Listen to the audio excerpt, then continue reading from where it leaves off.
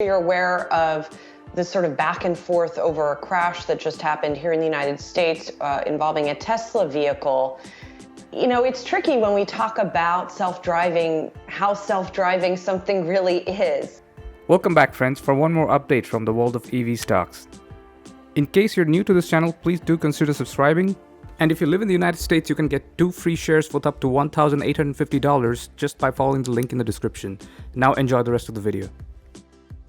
If you are not entirely new to investments, you know that understanding charts is a critical part of being successful in making investment decisions. If we look at the technical charts of NIO, we see there have been strong supports for the NIO stock around $32 level.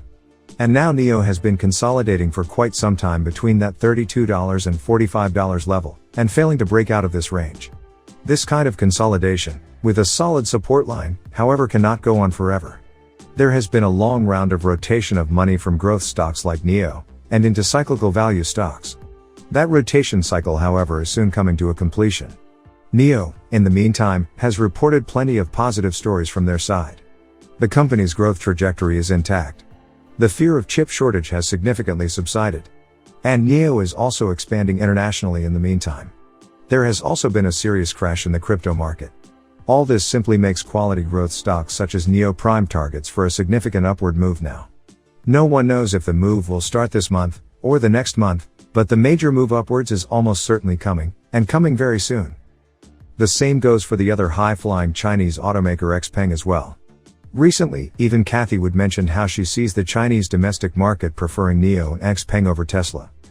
Hey, I want to ask you a little bit more about Tesla. Obviously, you know, you've been out there front and center years ahead when everybody was turning their backs on Tesla, taking another hit.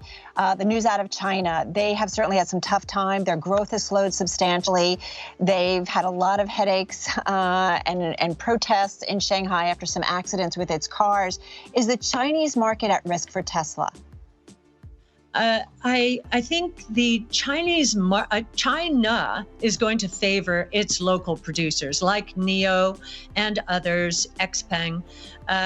And I think they're granting subsidies to NIO, which is the battery swap company, even on its very high-end cars, which they are not granting to Tesla. So it's obvious, and it has always been obvious, that China would favor a local producer. But what we are seeing from China, and particularly Tesla, is exports into Europe.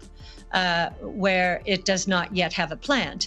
And what we're hearing is especially in Germany, but all over Europe, where their standards are extremely high for cars in terms of design and performance, that they would prefer cars from Shanghai, which is a much newer plant and much more productive, much more efficient in terms of perfecting these designs than is Fremont. And so I think we're seeing a big export market develop from China into Europe. And I think China will like that. China wants to be known not for shipping or exporting, cheap goods, but also high-end goods. So this could be the beginning of a trend. So is China at risk then for Tesla? I mean, I don't think they're going to shut down the factory at all. I think that factory will be used much more for exporting than we once imagined. I will say that Tesla's cars in China have sold very well until very recently. I'm sure the publicity it has received has cooled Tesla's jets in China, but it's been fortuitous that this export market has opened up at the same time. XPeng is somewhat ignored, or less talked about in the investor community. However, XPeng is already well regarded as a highly innovative company, with some truly great electric cars at an affordable price. If we look at the technical chart of XPeng, the chart has a lot of similarity with NIO's chart as well. What's even more important is that XPeng currently has a market capitalization which is less than 50% of NIO's total market capitalization. This gives us some indication of how underpriced XPeng is currently. The company already has one sedan and one SUV in their offering, and recently at the Shanghai Auto Show, they unveiled their second sedan. Associated with auto shows, and that includes, of course, a peek into the future of electric cars. That's where we find China EV maker XPeng, which showed off its newest model called the P5. XPeng Vice Chairman and President Brian Gu joins us now. Brian, always good to speak with you here. The P5, that's your first sedan. Why was it important to get a sedan in the market? Well, actually, P5 is our second sedan.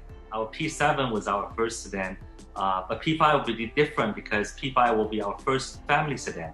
P7 was designed to be a sports sedan with a low profile and very aerodynamic design. But the P5, the newly launched one, will have a lot more space in both the passenger side as well as the cabin side. So we'll actually have designed a lot of features that accommodates new, sort of driver scenarios in this large space, which we will hope to, create something exciting for a smart cockpit. So you started reservations for the P7 yesterday. Anything you can share on how it's gone since? Well, it's gone very well. Actually, it has gone much faster and much better than the P7 launch about 2 years ago. So we're very excited about the prospect of P5, which we're going to deliver by the end of this year. Brian, it's Julie here. The P5 also is going to have some more sort of self-driving features, if you will. And I'm sure you're aware of this sort of back and forth over a crash that just happened here in the United States involving a Tesla vehicle. You know, it's tricky when we talk about self-driving, how self-driving something really is. So can you talk to us about the P5 and how autonomous these new features will be? Sure. Well, first of all, I think P5 will incorporate the world's first LiDAR incorporated autonomous driving sensor package in a production vehicle. So it will have more sensors than every other vehicle currently on the road.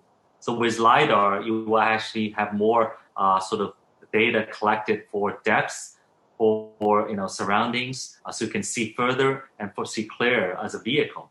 So that will give more redundancy to the already very powered sensor packages on P7. So with that, I think we hope to achieve a much more advanced autonomous driving capabilities in China.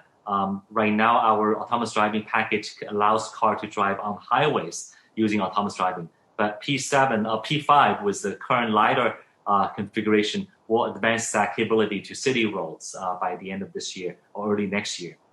And also, just another thing just to know is that in China, we are still actually, would say, not completely autonomous driving yet. You still require a driver behind the wheel ready to resume control. So that's still required in the Chinese driving regulations. Yeah, I was going to ask about that safety aspect, right? And sort of communicating with your customers what autonomous means and what is still necessary for them to do inside of the vehicle. How do you all think about that messaging? This is actually critical, as you said, to really educate the driver to properly use autonomous driving features. For example, in our vehicle, we actually incorporate a tutorial as well as exam that every driver has to learn and take and pass before they're allowed to unlock the autonomous driving software on the vehicle.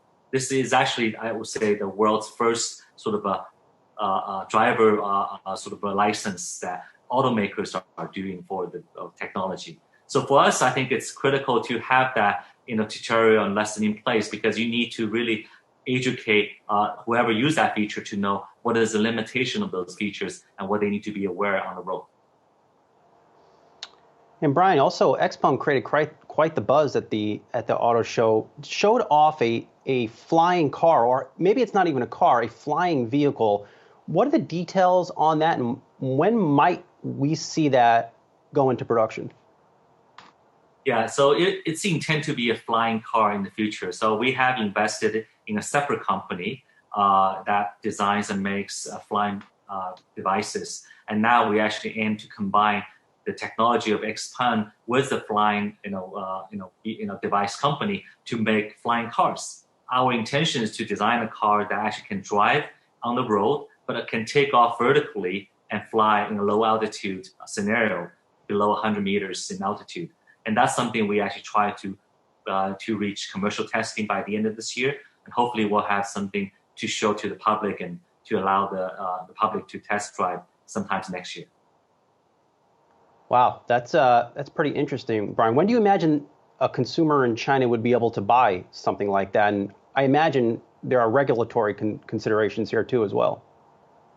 Right. So I think that the initial applications of this flying car will be probably more hobbyist in a certain limited settings. But that will be made available, like I said, probably towards the end of next year. But we think that the low altitude economy will be brought and gradually opened up by the government in certain municipalities. So I see huge potential for that to be used commercially.